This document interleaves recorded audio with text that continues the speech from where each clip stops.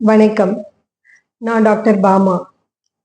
சமீப காலமா recent days நம்ம எல்லாரையுமே ரொம்ப கவலைக்கிடமா வச்சுட்டு இருக்கிற ஒரு விஷயம் என்ன அப்படின்னா, கொல்கத்தால ஒரு பெண் மருத்துவருக்கு நடந்த ஒரு வன்கொடுமை தான்.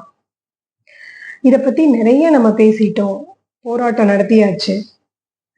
இத பத்தி இனி மேலும் நான் பேசி என்ன பண்ண போறேன்? அப்படின்னு எனக்குள்ள ஒரு கேள்வி இருந்தது. நம்ம ஒரு சின்ன ஒரு வீடியோ போடுறதுனால இன்னும் ஒரு பெரிய மாற்றம் வந்துட போக போகுது அப்படின்னு நான் நினைச்சேன். ஆனா அந்த டாக்டருக்கு நடந்த அந்த கொடுமைய கேட்க கேட்க என்னால பேசாம இருக்க முடியல. அதுதான் உண்மை. ஒரு மருத்துவ மாணவிக்கு நடந்ததுனால மட்டும்தான் நான் இப்படி பேசுறேன்னு கிடையாது.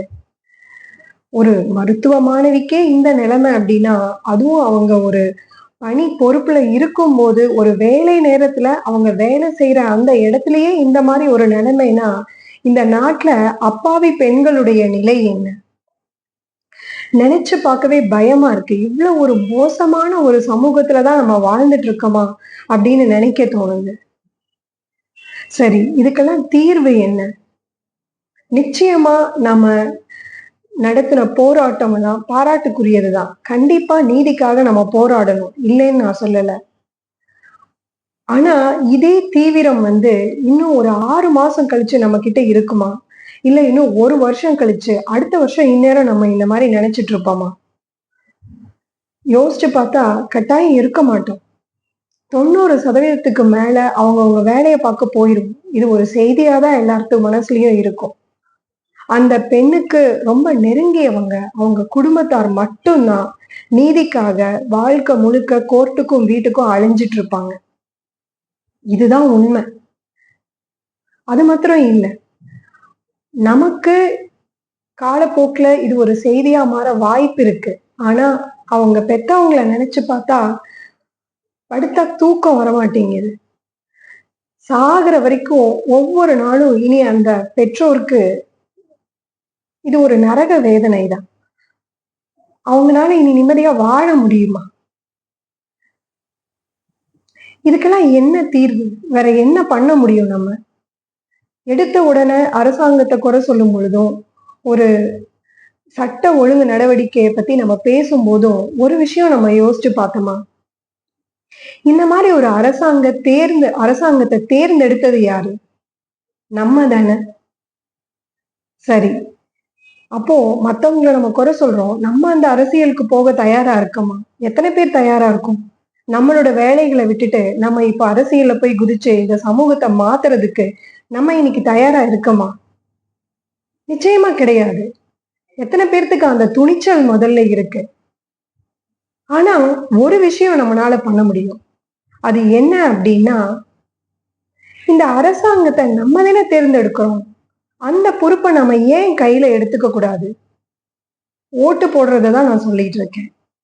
அந்த பொறுப்ப ஏன் நம்ம கையில எடுத்துக்க கூடாது?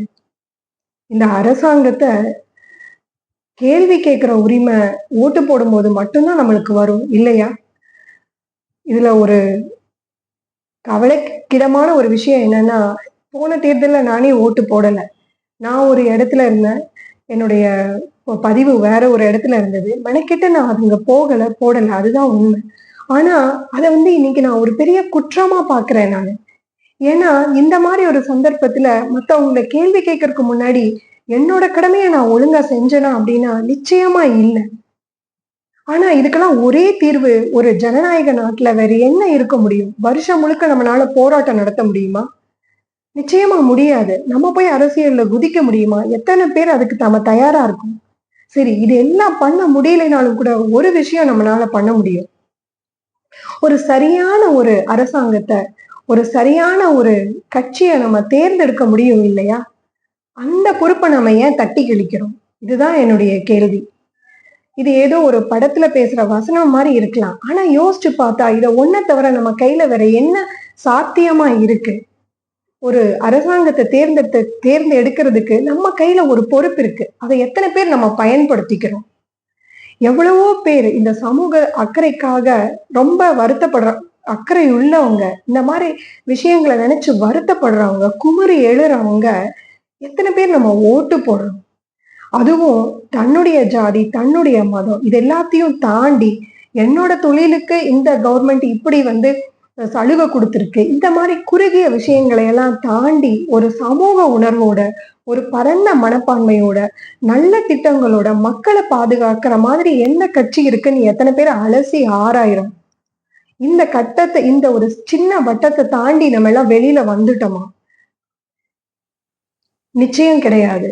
என்னுடைய ஒரு தாழ்மையான வேண்டுகோள் என்ன அப்படின்னா, ஒரு காலப்போக்குல இதுக்கு ஒரு மிகப்பெரிய மாற்றம் ஏற்படணும் அப்படின்னா, நம்மனால அதுல என்ன பண்ண முடியும்? ஒரு நாள் வீதியில இறங்கி நம்மனால போராட முடியும். அதுக்கப்புறம் என்ன பண்ண முடியும்? நிச்சயமா இந்த வாக்குரிமைய நம்ம சின்ன சின்ன அந்த விருப்பு வெறுப்புகளை தாண்டி ஒரு பரந்த மனதோட சரியான நபருக்கு கொடுக்கணும்.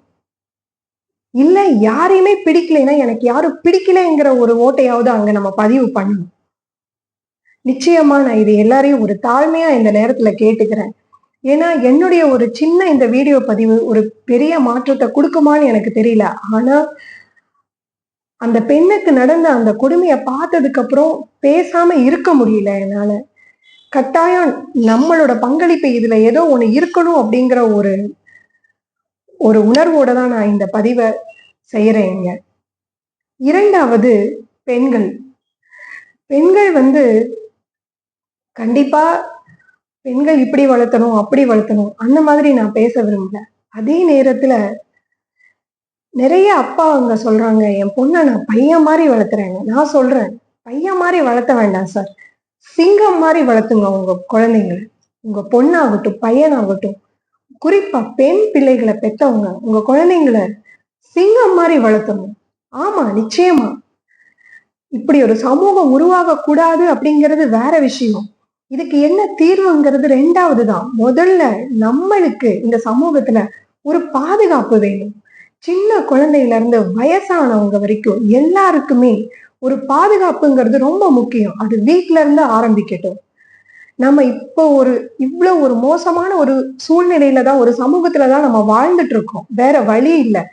மத்தவங்க கிட்ட போய் நம்ம ஒரு நியாயம் கேட்கறதுக்கு முன்னாடி நம்மளை நம்ம பாதுகாத்தே ஆகணும். வேற வழி இல்லை.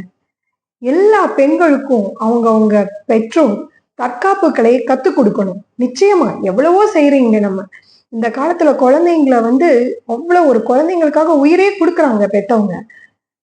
நம்ம ஏன் ஒரு தற்காப்பு கலை அவங்களுக்கு கத்துக் கொடுக்க கூடாதுன்னு நான் கேட்கிறேன். நான் ஒரு மாசம் ஆக போகுதா, 2 மாசம் ஆக போகுதா? நிச்சயமா குழந்தைங்க அதை கத்துக்குவாங்க. பெண்களுக்கு இந்த மாதிரி ஒரு நிலை எப்ப வருது? எல்லா நேரமுமே இது ஒரு பிளான் பண்ணி நடக்கிற மாதிரி தெரியல. அப்படி நடக்கிற விஷயங்களும் இருக்கு. ஆனா பெரும்பாலான நேரங்கள்ல ஒரு பெண் தனியா இருக்கும் பொழுது அந்த சந்தர்ப்பத்தை பயன்படுத்திட்டு ஒரு கெட்ட மனதோட ஒரு சிலர் இதை பண்றாங்க. அது பெரும்பாலான நேரங்கள்ல ஒருத்தரா இருக்கலாம், இல்ல 2 பேரா இருக்கலாம்.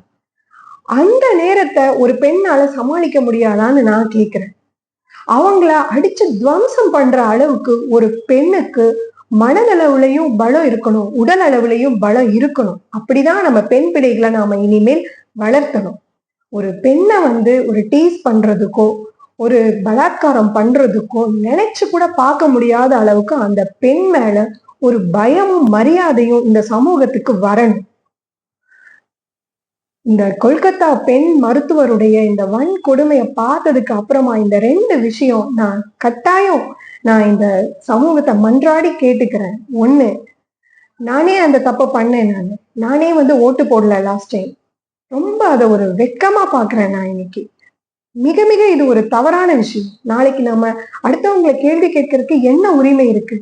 படிச்சவங்களே இந்த வேலையை பண்ணும் பொழுது ஒண்ணுமே தெரியாதவங்க காசை வாங்கிட்டு ஓட்டு போடத்தானே செய்வாங்க.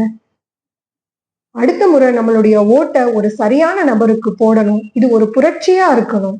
நிச்சயமா இதனால சமூகத்துல ஒரு மாற்றத்தை கொண்டு வரணும். அதே நேரத்துல நம்ம பெண் பிள்ளைகளை நம்ம தைரியமானவங்களா வளர்க்கணும். அப்படி வளர்க்கும் பொழுது என்னுடைய ஒரு எதிர்பார்ப்பு என்னன்னா, ஒரு 1000 விஷயம் இந்த மாதிரி நடந்தா அதுல ஒரு 500ஆவது குறையாதா? ஒரு பொண்ணு அந்த இடத்துல இருந்து தன்னை தற்காத்துட்டு தப்பிச்சு வெளியே வர முடியாதா? முதல்ல அதை பண்ணணும். அதற்கு அப்புறம் எவ்வளவோ மாற்றங்கள் இருக்கு, சொல்லி கொடுக்கணும் நம்ம. அது ஒன்னொன்னா நம்ம நிச்சயமா பார்க்கலாம். அதே நேரத்துல இந்த நேரம் இந்த 2 விஷயத்த நான் கட்டாயமா இந்த சமூகத்துக்கு தெரிவிக்கணும்னு ஆசைப்பட்டேன். அதனால தான் இந்த வீடியோவ பதிவு பண்ணேன். நன்றி.